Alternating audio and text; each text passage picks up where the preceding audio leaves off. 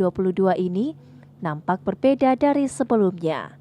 Jika biasanya lomba Agustusan diikuti oleh pelajar atau anak-anak, kali ini giliran ikatan keluarga alumni dan para guru yang menjadi peserta lomba Agustusan. Hal ini terlihat di SMPN 8 Makassar. Lomba diikuti para alumni dari angkatan tahun 1980 hingga 2022 dan melawan para guru-guru dari SMP Negeri 8 Makassar dengan jenis-jenis perlombaan yakni lomba rali balon berkelompok, lomba memasukkan paku ke dalam botol secara berkelompok, lomba shoot bola basket, lomba menginjak balon, lomba karaoke antar alumni dan guru-guru, lomba kreasi nasi goreng, dan lomba memindahkan tepung. Sekretaris Jenderal IK SMP 8 Makassar, Jubairawati mengatakan upaya untuk silaturahmi antar alumni, guru dan siswa SMP 8 dan mengalirkan semangat kemerdekaan di sekolah, IK dan pihak sekolah sepakat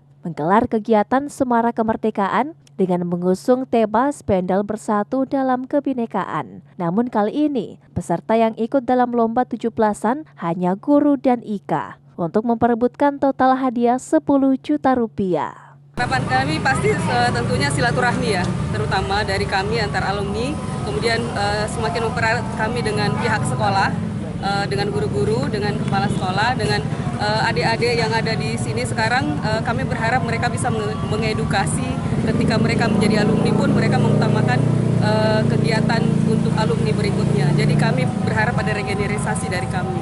Selain memeriahkan HUT kemerdekaan dengan sejumlah kegiatan menarik, IK Spendel juga membantu pembangunan Masjid Alumni Al-Amin dan pemberian baju seragam dan peralatan sekolah untuk anak yatim. Ira, Fajar TV dan Fajar Radio melaporkan.